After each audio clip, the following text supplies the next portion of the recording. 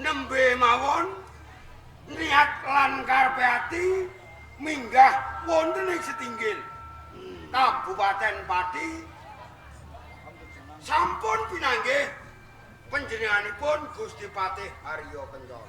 Pancen nggih waleh-waleh napa namung bekti kula katampi Gustine Patih.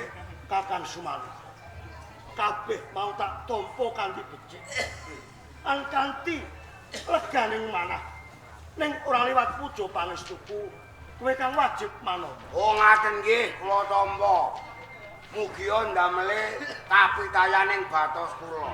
Matur. Gustine Patih Haryo Kencana. Ya kaya piye Kakang Sumali? Saderenge nggih nuwun sewu. Boten wonten gandes kembaran umpami apa damel getap teratap nggih pangapunten ingkang kula suwun. Ya, ora dadi daya pangapa Kakang Sumali. Ning dadekake pitakone sakjroning atiku Kakang Sumali. Oh nggih. Sak tenane kowe nganti teka ana ing Kabupaten Pati. Mengkuwi ganti kang endi Kakang Sumali? Ngaten nggih Gustine Patih. Lah kotang terus terang. Kula kepengin ketemu kalih Kanjeng Adipati-pati. Kepengin ketemu Kanjeng Adipati.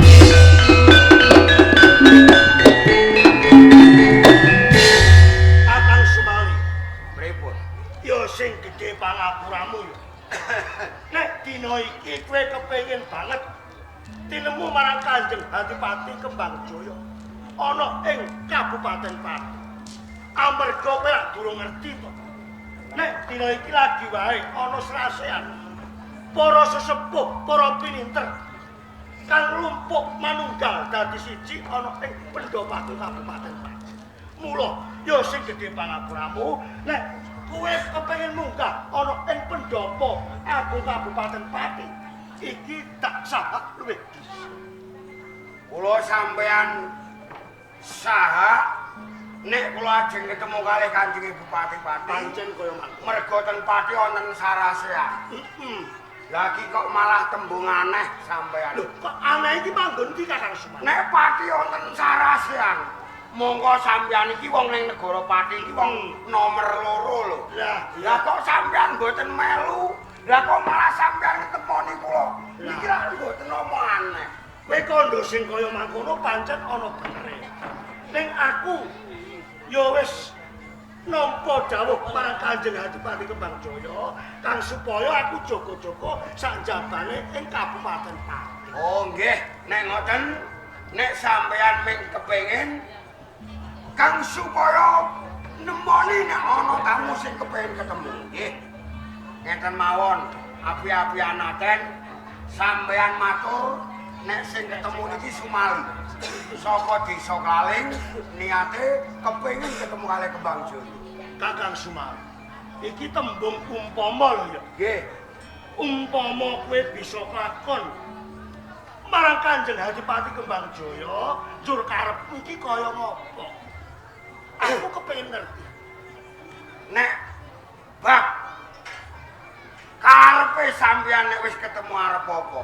Niki kapribaden kula. Oh, dadi aku ora dipantik ngerti. Mboten usah. Niki pribadi kula antarane Kanjeng Adipati. Ora dadi daya pangapa. Nggih. Ning yo ngene Kakang Sumali.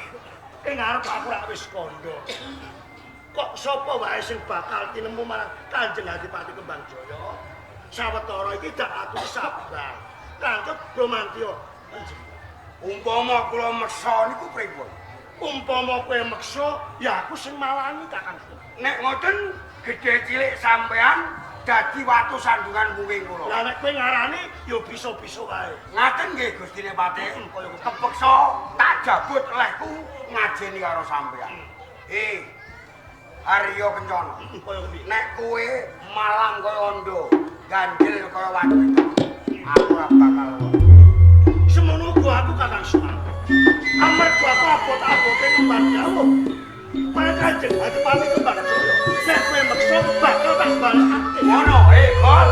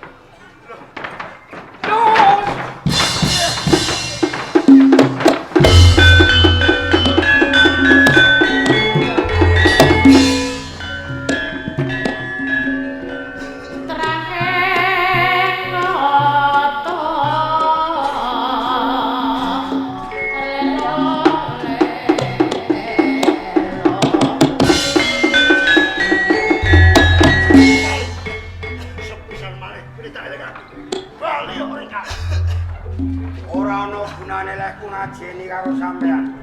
Nek sampean tetep dadi palang kula, oh malang tak rawat antas rawe-rawe bakal Oh, koyo ngono tentok ing papan iki. Bos, iki ya.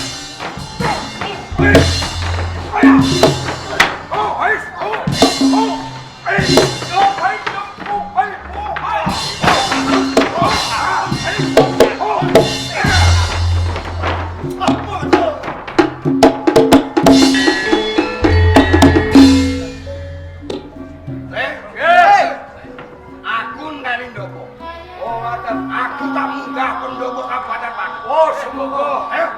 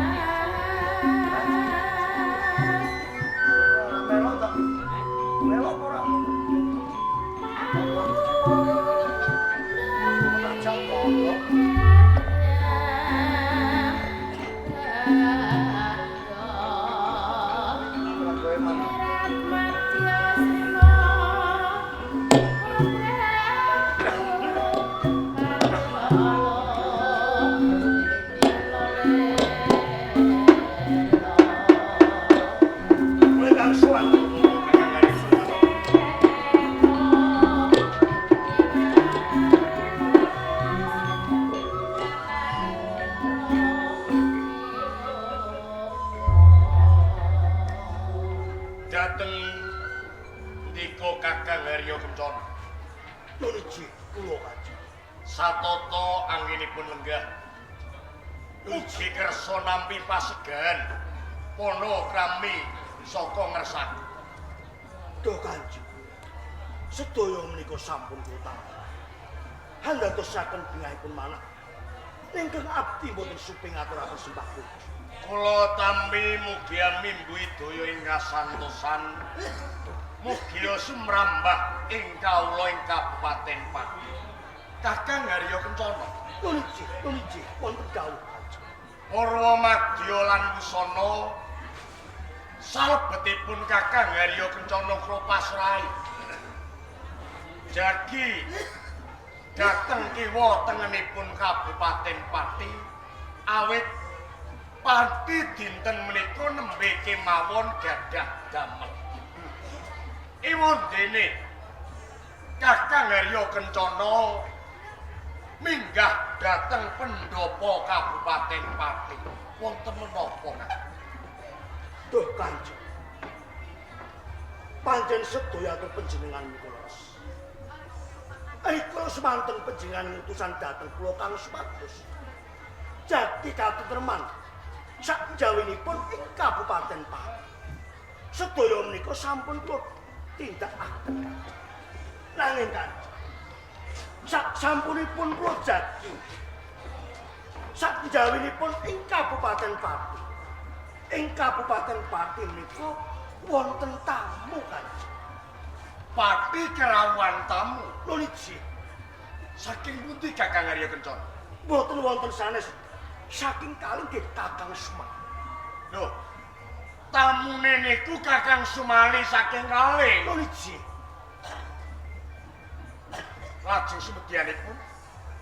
sumedyanipun Kakang Sumali menika kepengin sanget sapinangke dhateng panjenengan.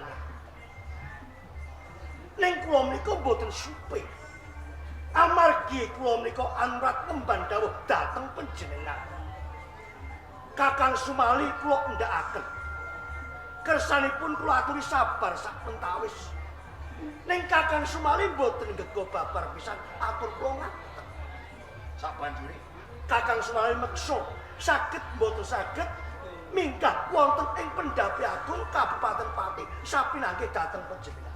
Lajeng kula saged ngantos ndadosaken peperangan ngaten. Lho. Nek ngoten kula gadah panggreba tekane Kakang Sumali ing Kabupaten Pati niki ngemu kawigaten gedhe. Ya kok nganti direwangi padha panca bakah. Lah pepuntane perang dos pundi Kakang Arya? Pepuntanipun peperangan prajurit ing Kabupaten Pati mengsah wadya balanipun Kakang Sumali menika Pati kalah. Pati niku kalah kalih Sumali.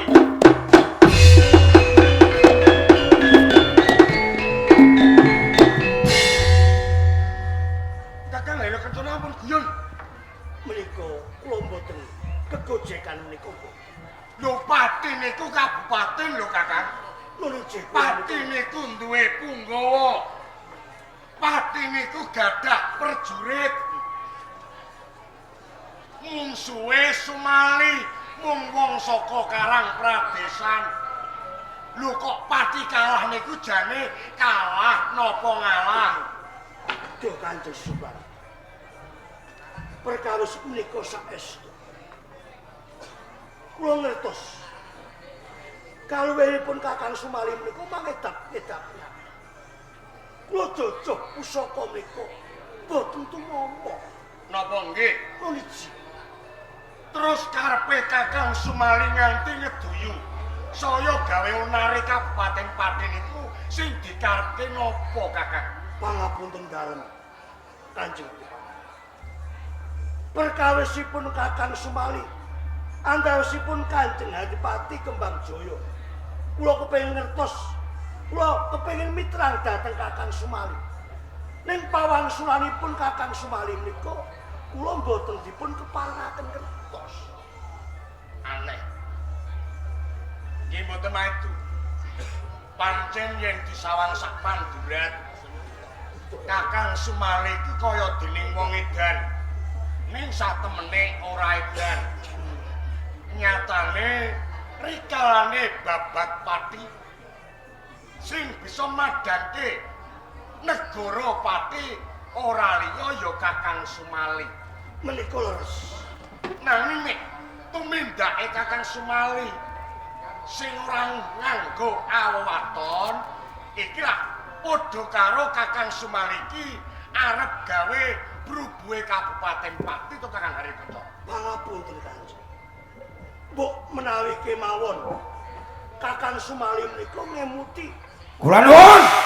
Kula nuwun. Kula nuwun. Napa niku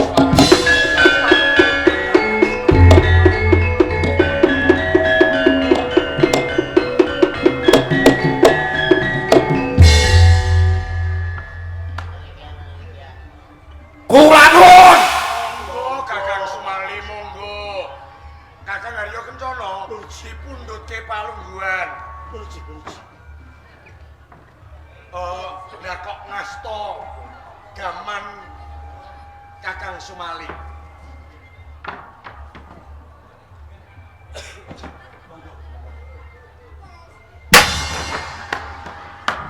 Pripun iki pripun?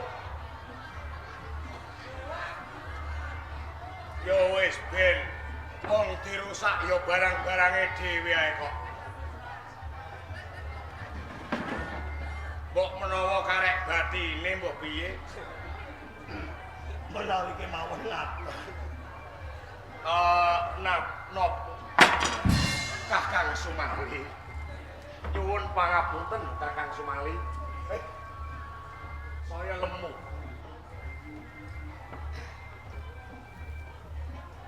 Nuwun sewu Kanjeng. Kakang Sumali nggih wonten. Kula nek mboten kebangetan nggih mboten ngoten iki. Lho kebangetan lan kebangetan niku lak enten perkara. Oh nggih. Kedah gamblang nek wis digamblangke umpama toh kula niku kleru tumrape tatanan Pati, kula tak njaluk sepuro kalih Kakang Sumali. Nggih. Kanjeng Dipati Kembangjaya jimat sapa punden kula. Nuwun sewu nggih Kanjeng. Kula ngeten iki merga saka tembung lan pangandikane sampeyan. Nganti Kakang Sumali ngamuk teng Pati gara-garane kula saka tembunge Bupati Pati. Tembung ingkang pundi Kakang? Mesthinipun Kanjeng Dipati mboten kakalumpen. Rikalane babat alas dumadining kutha Pati. Alas Kemiri. Wondene Kanjeng Dipati pirsa piyambak. Ana siji wit-witan kang gedhe sing kena diarani Randu Gumbala. Boten saged katebang, boten saged rubuh. Pinten empu ingkang sampun sampean perintah kang supaya ngrubuhke Randu Gumbala. Saeling kula jangkep 11 empu. Ngantos panjenengan gelar diri sayembara marang sapa menungsa kang bisa ngrubuhke Randu Gumbala bakal pun ganjar bumi budak kula negara.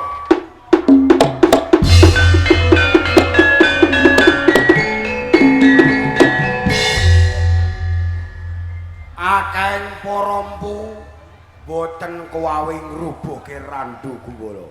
Sinten ingkang saged ngrubuhke Randu Gumbala? Sing ngrubuhke Kakang Sumali. Kula. Oh, eling iki.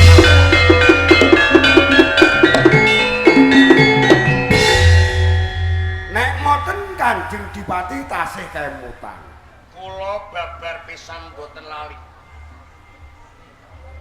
Sedaya sayembara kula sing wis dipuput dening Kakang Sumali, kula isih eling sedaya.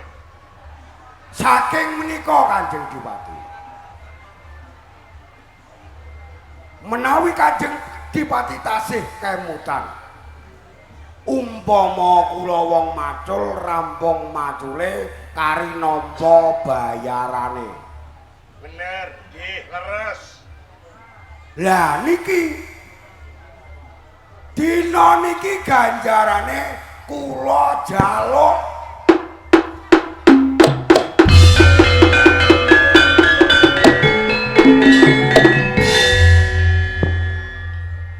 sepisan kula pun kandha nek kula Bupati Pati mboten lali. Lan ganjaran bumi butak kula negara niku tetep kula paringke kalih Kakang Sumali. Ning kon kula maringke Kakang Sumali, kula mboten wani daya-daya, tegese kula mboten wani kesusu. Kula njaluk Kakang Sumali kudu gelem sabar.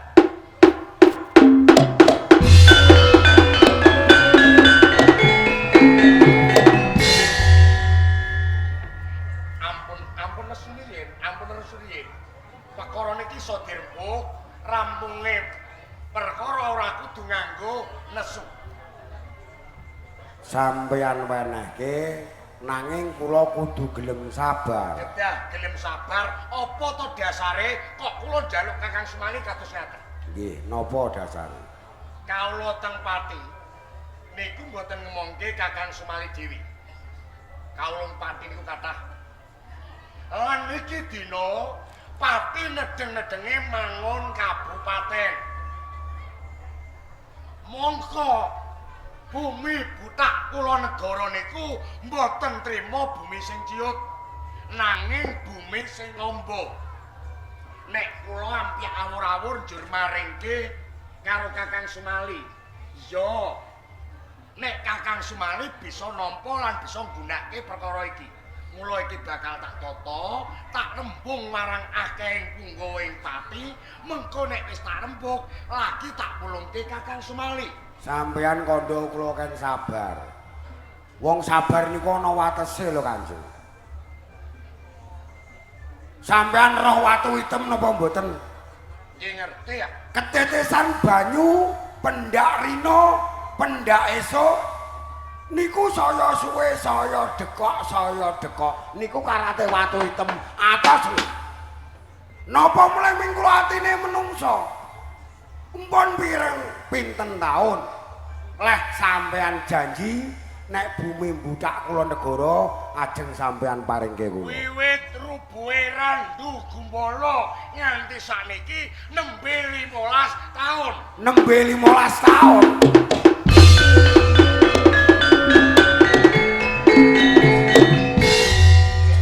Nek ngoten najan bathuke sampean boten wonten pengilone kula iso ngilo. Sing tegese Nek Kanjeng Dipati awal bab bumi budak kula negara. kleru. Nek Kakang Sumali ngarani Bupati Kembangjaya arep singlar karo saembarane awal bab perkara bumi budak kula negara kleru Kakang. Lah nek sampean mestani kula kleru. Besok kapan bumi budak kula negara diparingi kula? Ngeten mawon. Jaluke Kakang Sumali Bijang nop. Nggih saniki uga. Imun ngeten mawon. Ben kula maringke karo Kakang Sumali.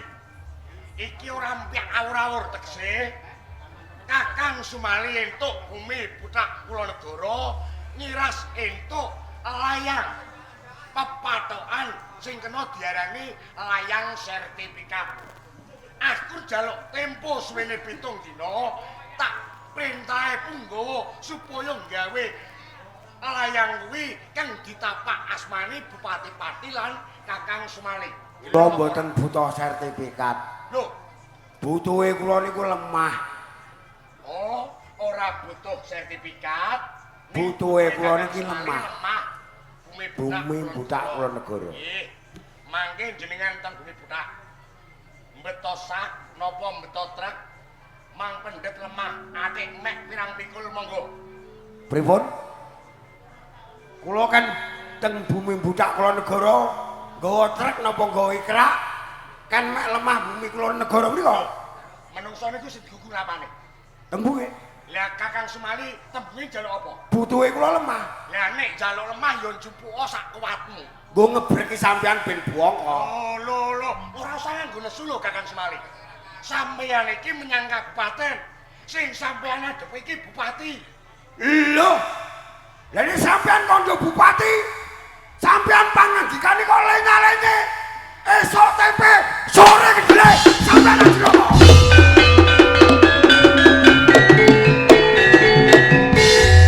Sabar, Kakang Sumali. Sabar wiwon. Napa sampean mboten ngrumangsani nek sampean pangandika nek bumi budak kula negara sampean wenehke karo kula. Niki napa? Sampean kok singlar sampean awal. Umpama sampean ngemut gula, krasa legi sampean untal sak lodong-lodong iki. Nek Kakang Sumali ngarani aku kaya ngono monggo.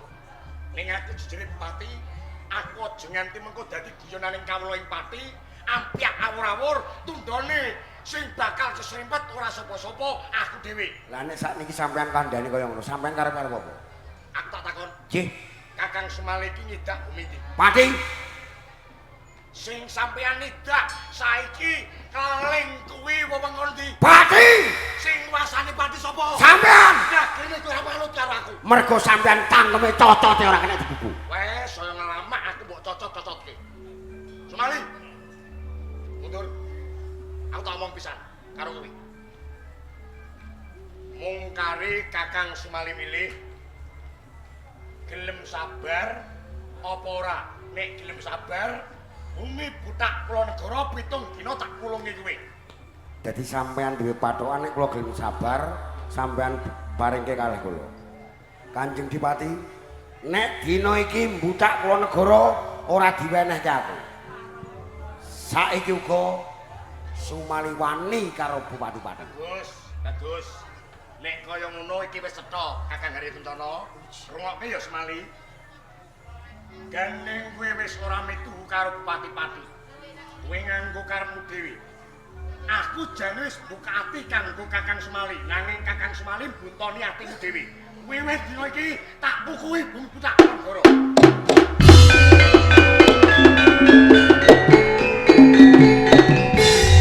Kowe arep trima monggo, ora trima ya monggo. Ora saguyu. Kanjeng Dipati-pati, kula rak wis kandha karo sampeyan. Najan bathuke sampeyan ora ana ngilone kula iso ngilo, dadane sampeyan ora ana tulisane kula iso maca. Sakarepmu.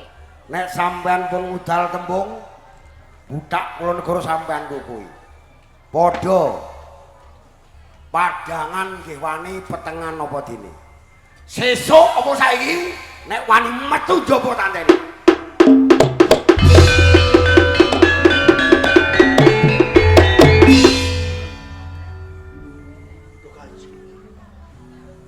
Sedaya menika panguwasa wonten asta becik. Kala lan becikipun ing Kabupaten Pati wonten ing asta becik. Tembunge Sumali ngabati kuping tak jangai nek pancen dhewene kondo karane kepeksa aku kudu wani karo Kakang Sumali karo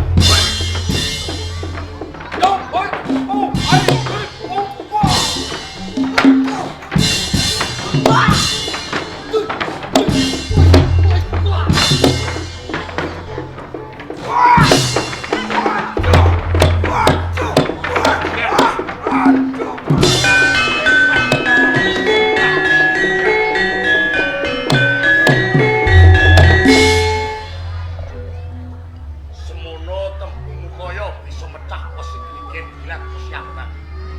Ketimbang saka pintuah ing pati brobol waduk.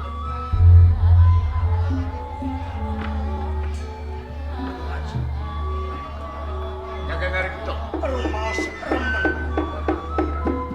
Bombong salebetipun mangan. Sak sampunipun panjenengan kalampah. Nampani pusaka wonten ing pandhanipun Kakang Sumardi. Wis dadi pawgrihan marang sapa kawula kene ora bisa ndak tata. Ketimbang dadi klilip tumraping Kabupaten Pati pancen kudu tak sirnake saka Pati. Kanjeng Adipati. Kakang Sumali ngantos pecah ingkang kados nyata.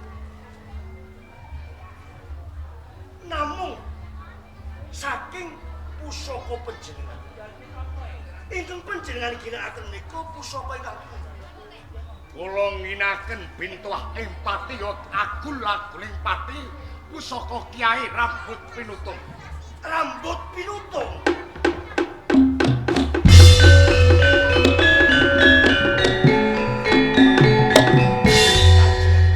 Yogene Kakang Haryo Kencana sajak kaget yen to aku nggunakake bintuah pepayung agung ing Kabupaten Pati kanggo nyirnake sukertaning Goropati yo Kakang Sumali. Kanjeng Adipati. Panjenengan niku rak dereng bisu. Cobi mantingali likanipun Rambut Pinutung sak sampunipun panjenengan tamahaken dhateng Kakang Sumali. Monggo, monggo mangpirsa. Waduh, mati aku. Ukur tebang Kakang.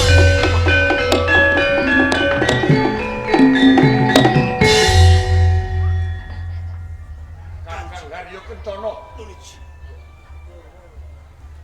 napa badhe kelakon? Bumi Pati brubuh saking pugute pusaka Rambut Pinutung Kakang Haryo Kencana.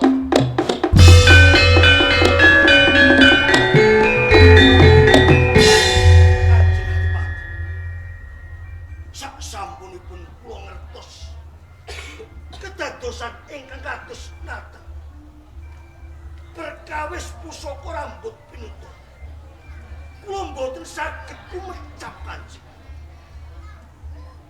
Kula ngertos Amargi kula ngemuti Rambut Pinutung kula kanigara rompong gumbala kene nalika semanten pusaka wonten ing Majapahit. Sak sampunipun Majapahit pusaka kula wau dipapakaken wonten ing Kabupaten Kamu para pinter lan para sesepuh para winasis ingkang mapan wonten ing Kabupaten Pati sedaya menika sampun mangertos nek pusaka Rambut Pinutung pugut kembang kacangipun ateges Pati bakal brubuh. Ora Kakang Sumali, ora.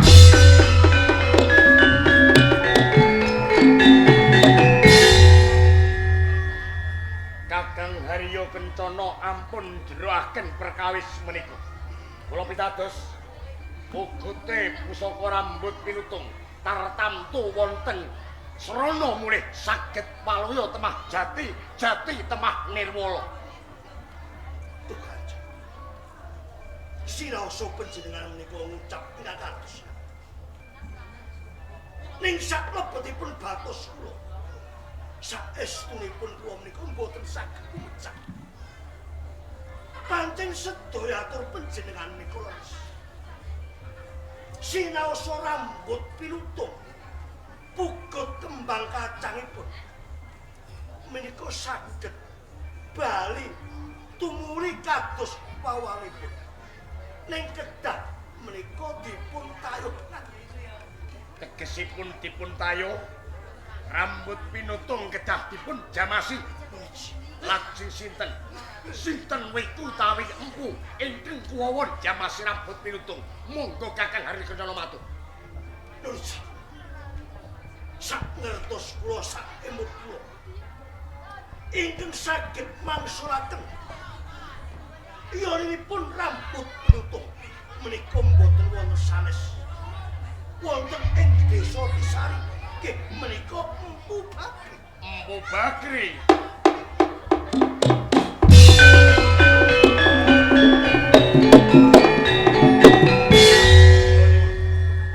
Saiki panjenengan kula aturi tindak wonten ing desa Kisari, panjenengan kanthi Kakang Bakri supados ngadeg ana ngarsaning Bupati-pati. Oh kados ngaten. Ora terus dateng Kakang.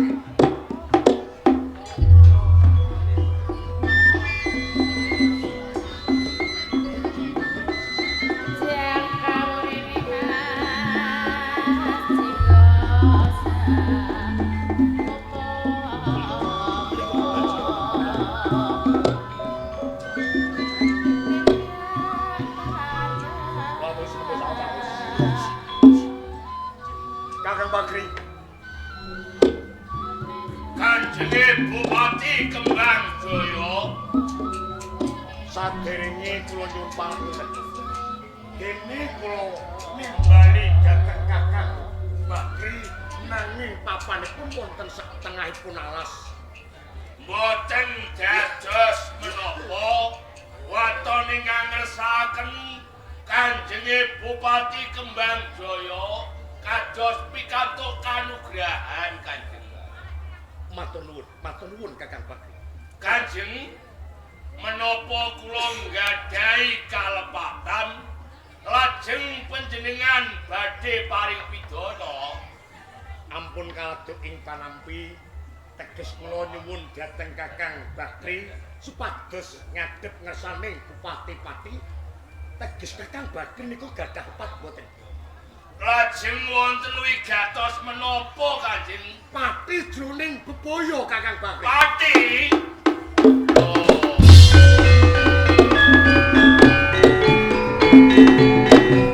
Kakang Bakri tartamtu emut dhateng Kakang Sumali wonten ing Desa Kalin. Kakang Sumali tumindak napa kalih tiyang pati? Kakang Sumali gugat ngenani sayembara rubuhing randu gumala lan ganjaran bumi butak kulon boro. Kakang Sumali niku sawanting pati Nggih, badhe gugat ganjaran likala semanten. kula pambeng boten teges kula awel. Nanging kaya-kaya Kakang Sumali ngeduyu ndakwa Bupati-pati badhe singlar perkawis menika wis ana. Ndadekake pasulayan. Kula antawisipun Kakang Sumali. Kebranan ati kula Kakang Bakri. Nggih. Ngantos kula nguwalaken bintuah ing pati, kula tamaken raganipun Kakang Sumali. Mboten sanes rambut pinutung. Lajeng wonten sambung rakete napa kalih kula? Mang pirsani. Lho, kembang katange pugut.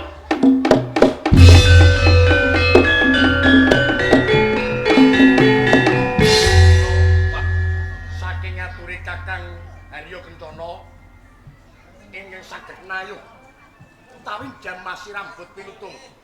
Sabuk tali wangke kroncong gumbala geni lan kuluk kanigara niku mboten sanes Kakang Bakri. Nggih, napa mboten? Nggih. Jane niki sing salah mboten Kakang Sumali kok Kanjeng. Sing salah sampean. Oh.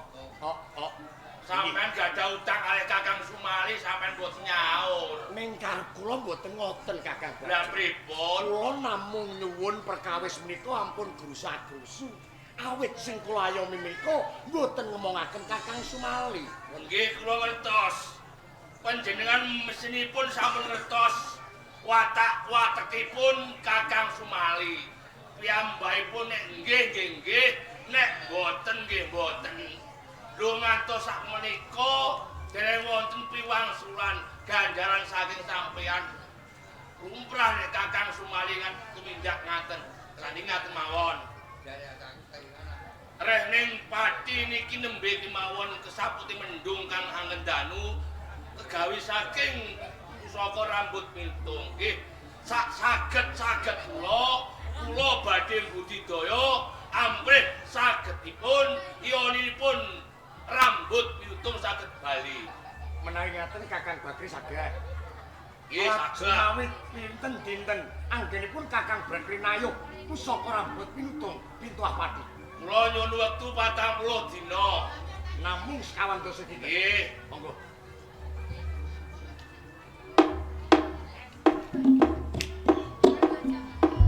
Nanging kula sakliyanipun Kakang mendhapur ngantos pusaka menika wae. Nggih, sendika dawuh. Jangkep sekawan dosa sinten mangke kula badhe pisan Kakang Hari Kencana margi dak boyongi pintu ing Pati. Ngestakaken dawuh kula nyuwun pamit. Nyuwun pamit Gusti Patih Hari Kencana. Assalamualaikum. Kakang Hari Kencana kimpin Kalapati lan jaga dhateng kawijilanipun Kakang Bagri. Oh, kados ngaten. Pangestu terus.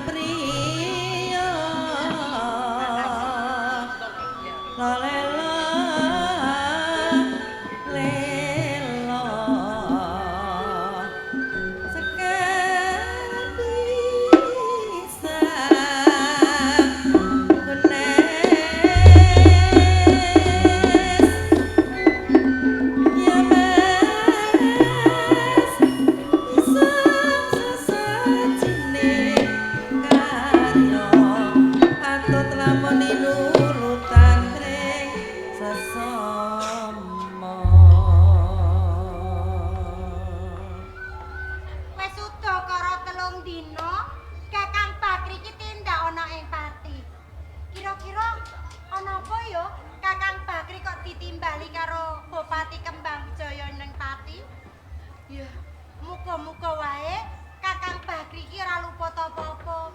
Merga rasane jroning atiku iki aku wedi banget yen to Kakang Bagri Assalamualaikum. Waalaikumsalam, Kakang. Kakang Bagri, Kakang.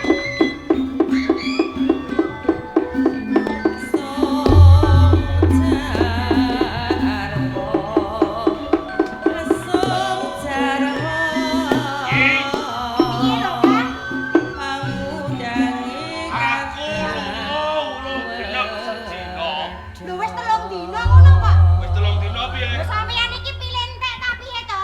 Aku lali. Lho, aku iki sampe kangen karo sampeyan lho, Kang. Sing mbok kangeni apa? Ya kabeh wong jenenge bojo ditinggal 3 dina kok sing dikangeni apa? Ya kok dhuwur teko ngisor iki aku kangen kabeh. Kowe kangen karo aku. Iya, Kakang. Ning aku gak. Lho kok gak ini sampeyan piye? Sampeyan mengkone ning dalan iki duwe selingkuhan ya? Aku jane ndek bojo kowe bosen. Lho, lah sampeyan iki kok enak temen tembunge sampeyan. Kowe ape tak ijono? Aku mau. Lah aku wong lanang gedhe ndek bojo wedok ya gudi. Kang, aku ora penak sing gedhi kaya ngene to. Blas kok gawe lain blas. Lah sampeyan iki lho, ape bojono tenan. Aku ya ape golek bojo nang. Asik. Sayangku. Ora sayang-sayangan. Ora sayang-sayangan, Kang. Elah mati. Lakune kaya begengge. Ora, Kang, sampeyan wis kandha aku arep boy jolo to. Nek sampeyan iki aku arep boy jolo, aku arep golek wong kene. Kowe Iso to? wong kene sugih-sugih wong petel-petel. Hah? Ana duduk anyaran, cocok, Pak. Lho, ana duduk anyaran. Wah, saing karo aku nek. Sing ndi, Kang? Sing ndi wonge sing ndi? Jelas apa? Wonge sing ngendi, Pak? Sing brengose gede Hei, iku. sing tak kene lho. Sing brengose gede iku lho, Kang. Lah kowe malah bagus iku kok. Sing udah bagus aku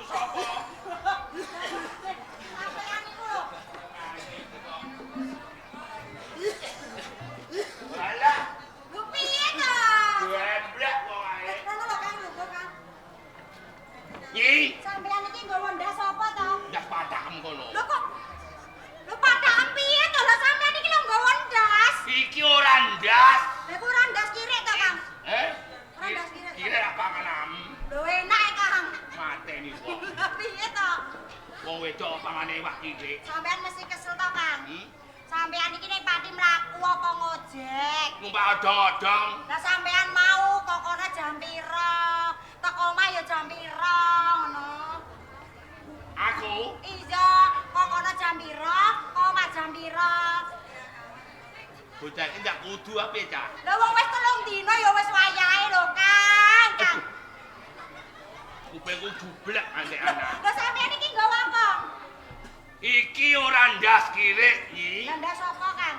Iki pusaka saka Pati. Lho sampean malah nyolong pusaka iki lho. Sampean iki aja kurang-kurang maning lho, Kang. Umpama aku nyolong kok nyolong pusaka, pengen solong nyawa piye? Arep nyolong apa? Ngene lho tak kandhani. Piye Kang, piye? Iki mau ora aku ditimbali Kanjeng Bupati Pati Kembangjaya. Heeh. Mergo Pati lagi wae kesaputing mendung kegawa saka tumindake Kakang Sumali.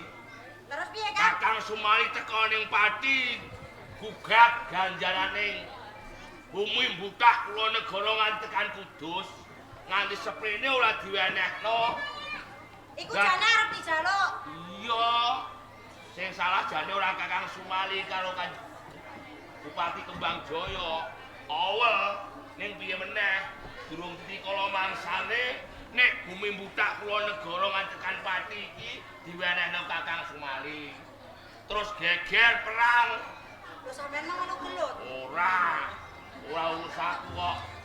Perang pusaka rambut nyutung wal saka rangkane ditamakke karo Kakang Sumali.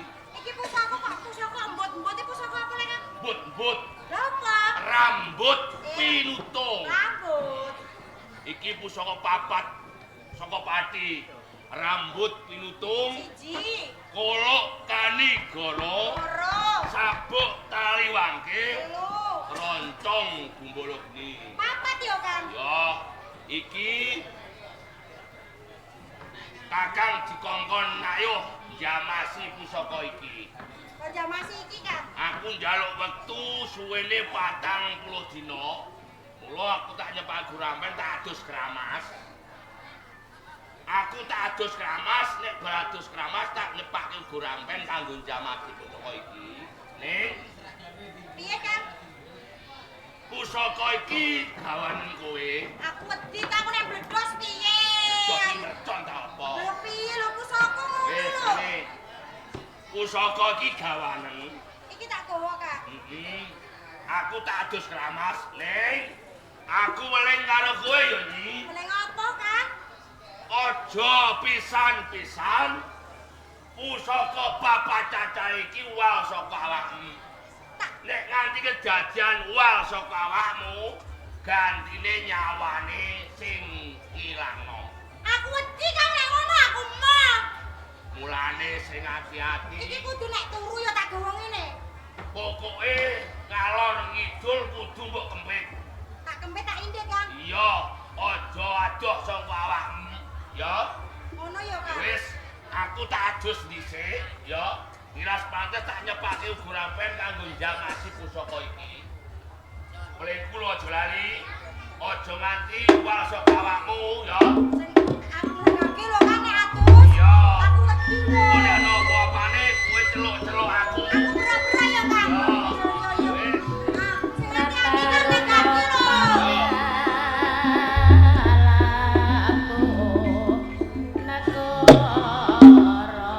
Aku iki pinggir apa nek ana wong nek teko ning kene njaluk pusaka, aku malah wedi dhewe. Nek ngono aku pengen ndelik ae aku pengen ndelik.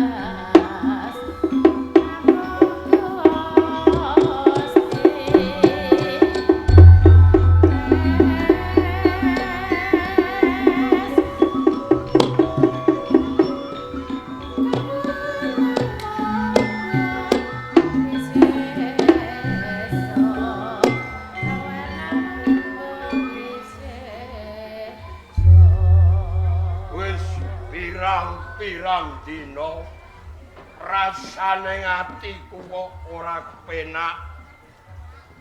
Saben esuk aku mangan ora enak.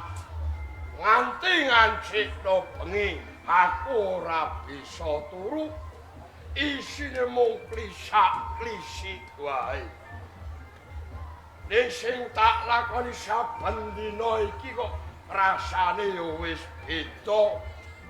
Apa meneh ngancikno wayah surup rasane angin iki yo ning awak yo ora penak.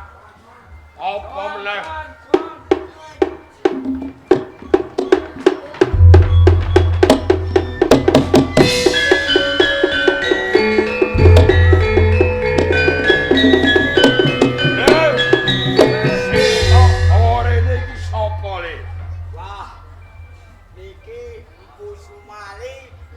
iki muridku Sumali le.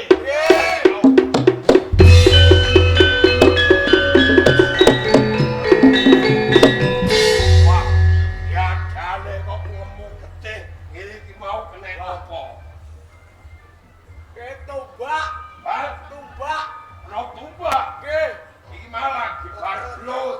Nggih. Kamu sewong ndi le? Wah. Tiap pati.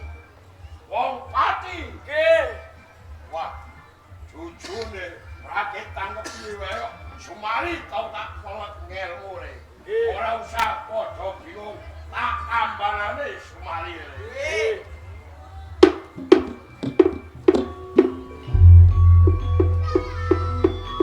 Wes, panas. Panas. Panas.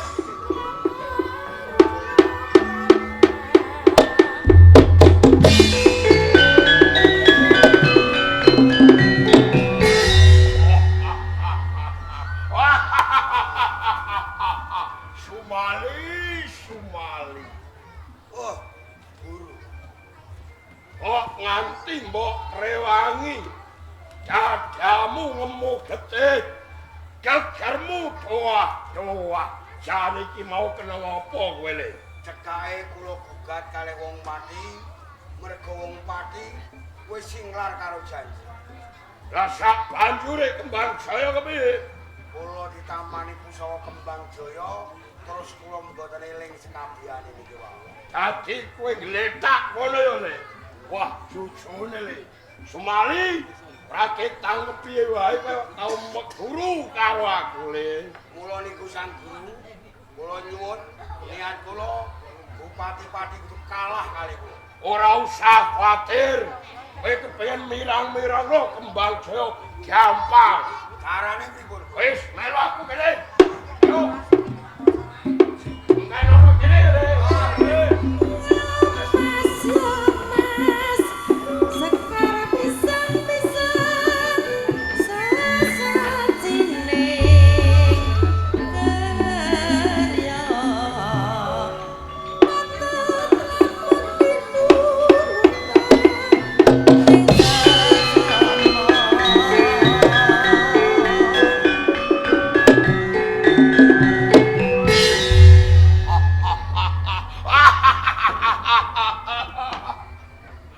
Wis ora nyono babar pisan. Wis mirip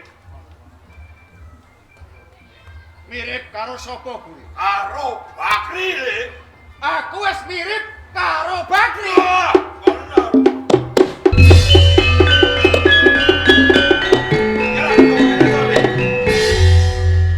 Wong pati kawula pati sing busanayo wujude rambut pinutung, golok kani goro, rombyong gemboro nilang sabuk tali wangking, liyane Bakri ora bisa. Sing bisa nayuh pusaka papat pati kuwi mung Empu Bak. Iya, Dur gandeng cenenge karo aku apa kuwi? jare kowe kepengin mirang-mirangno Bupati Pati. Bener. Kepengin lengser kawibawan Pati. Lah kowe ra tak dandani kaya Bakri. Sengara kelakon kowe bisa. Guru, kula sak menika wis kaujutan kaya dene Empu Pranji. Dur kula tumindak ingkang kados pundi Bu? Pusaka ki digawa bojone baru. Syarep dina iki. Ana bojone Pranji. Iya. Ya jas. Yo amit dulu.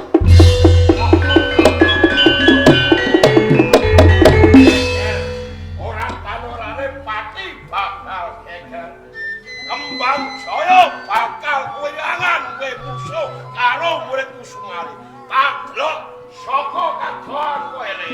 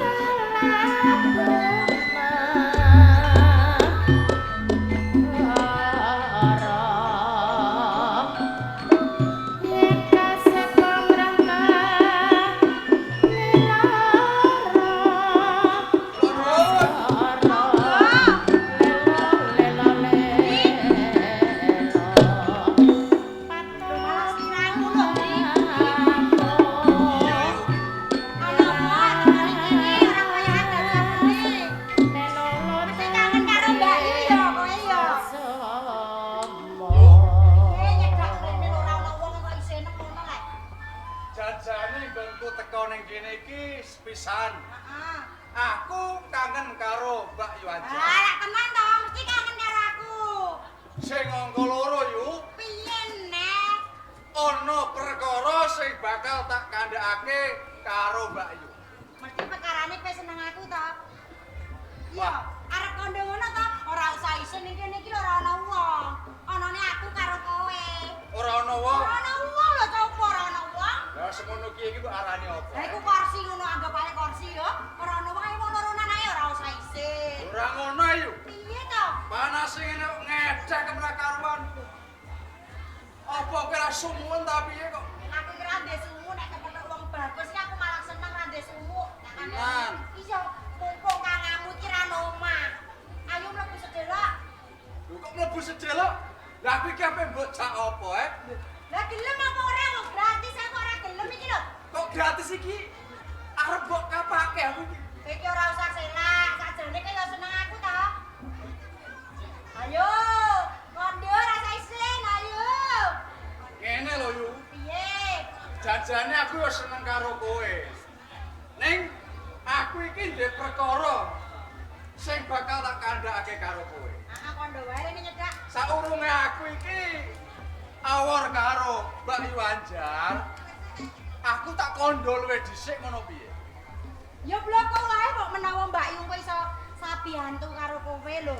Iki lak kaya ngene yu. Piye? Aku lagi wae nampa dawuh saka ngersane Kanjeng Hatipati ana ing Pati kang supaya aku nyuwun wujuding pusaka papat cacahe keris rambut inutung muluk kanigara sabuk tali wangke krombyong gumula geni kang supaya tak suwake ana ing ngersane Kanjeng Hatipati Pati. Kowe rasa goro lho, Di. Tenan Lho iki. kowe kondo kaya ngono kowe aku mengko ki ngapusi karo Mbak Yumu iki. Ora. Apa iki aku iki nate goroh karo kowe lho. Ora to. Nek tak pikir-pikir ya ora tau goro. Nanging ngene ya, Di yo. Lah kowe kok ngerti nek aku duwe pusaka kuwi? Sing kandha ora Kanjeng Hatipati. Kanjeng Adipati ana ning Pati. Lah. Kondo karo kowe. Aku diutus Heeh. njaluk ananing pusaka kuwi kang supaya tak soake ana ngersane Kanjeng Hatipati. Aku gelem meneke pusaka kuwi ning siji penjalukanku. Apa? Biasa, mosok kowe ora ngerti to? Lah wong gedene kaya ngene kok ora ndek rumangsa blas iki lho karepmu piye? Sing paring kudune aku ladi karo kowe. Lah, cocok. Saiki karo kowe gelem apa ora mumpung ora ana wong lho. Ning gak saiki Ayo lho. lho, ayo. Iki awan-awan lho. Ayo ora apa-apa. Gelem apa gelem? Wis, Ala ora isin ora foto kan isin barang lho. iya ya. Lah aku akhir iki lho yo. Piye? Ketemu bocah wadon ae kok kaya dapuram. Lu kok ndapur Anggur aku Sik, sik. madu. Tak tatani sik. Ayo.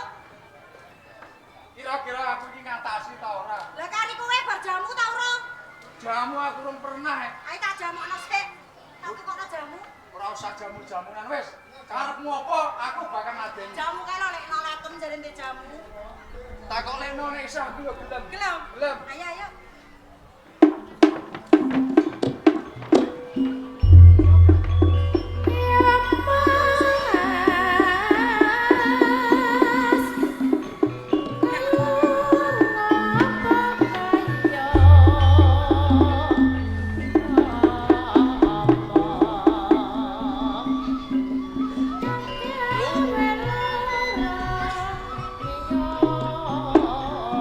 Wis tak udanani apa sing dadi karepmu? Lu mau wis bar ta urung ta? Apa kowe ora krasa? Lah kowe nek ra kroso blas iki lho. Wah sing bangeteni kowe kok. Lho jane nang bar ta urung? Nek saka rumah sahku iki wis. Lah kok nek ra kroso blas? Ah, kowe iku nek ngomong kok Kok gegek ora duwe kowe? aja ngino lho. Lho aku ngepasno ora ngino. Duwe apa ora? Lho sing bangeteni kowe. Lah kok aku? Lah kok menawa wae. Apa? Wis ora usah. Ora usah isin, wis biasa ae. Ora usah isin, aku ora duwe isin. Ya ora ndisin. Sing baku iki pusaka enehke aku tak sowake ana ing kersane Kanjeng Adipati Pati. Di, neng aja ngapusi karo Mbak Yu lho ya. Ora. Mengko nek bar engko kandha karo aku. Nek aku wis ketemu lawan Kanjeng Adipati Pati, engko aku tak bali ning kene tak kandha karo kowe. Yen to pusaka wis tak pasrahke kawan Kanjeng Adipati. Lah mengko nek kakangmu Bakri ngerti tak eno kowe engko piye? Aku nek diajar nek dipateni ayo piye? Kandha wae. Nek sing Nek aku sing njaluk utusane Kanjeng Adipati Pati. kaya ngono. Iya. Iya iki Di. Oh, saiki ngene yo. Piye? Pundak dadi pengarep-areping Kanjeng Adipati Pati. Aku njaluk pamit. Rene sik to. Apa nek Hati-hati ya Di. iya yo. Hati-hati. Alah, yo yo. Hati-hati ya. Yo yo yo. Iya. Dadah. Ayo busano Mas. Aku yen kowe sembrono. Hati-hati. Alah, yo yo yo. Hati-hati ya.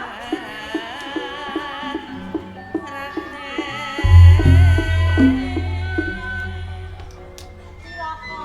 Mengko nek Kakang Bakri ngerti, pusaka kuwi tak eno. Atine aku malah aku kok nek dipateni piye aku ngene iki piye aku ngene iki piye. Ora apa-apa. Aku wis bare itu-ituan. Masalah Kakang Bakri, mengko nek dene tak wene iki wis lali.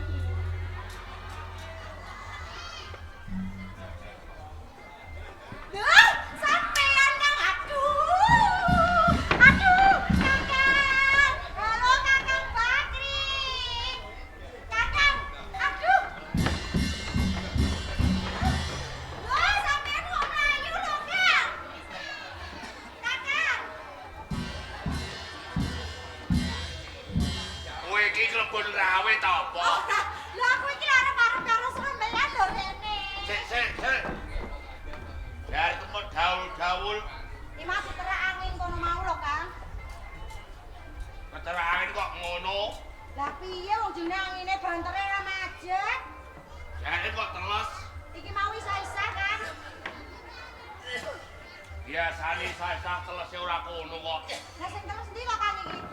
Lah iku Endi? Ambune piye Kang? ambune kok kaya ngene. Rada nyedak ning ambu iki rada nyedak. Gondo wis. Dandane piye? Alah wis ngono kae. Ih, Piye Kang? kok kowe polamu ora karuan. Ora kaya biasane. Bukan kok lo salah seh. Ana tamu apa iki mau? Ora kan tamu sapa ora ana wong liyane sampean kok. Ana tamu ta ora? Ora. Tenan?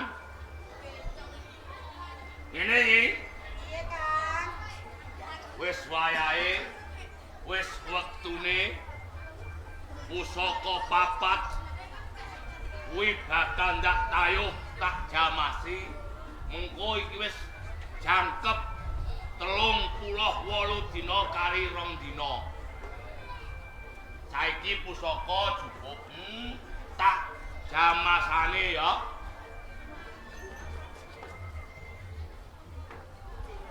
Kowe iki ana apa kok cincin-cincin jare?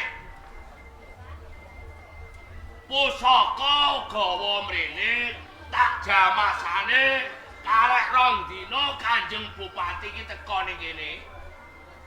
Kakang Bakri. Apa? Umpama aku kandha karo sampean, mbok sengeni apa ora, Kang? Kowe dadi bojoku ki ora mung 2 dina, 3 dina, ora mung sesasi 2 sasi. Wis pirang-pirang taun suwene. Apa aku tau ngamuk kowe?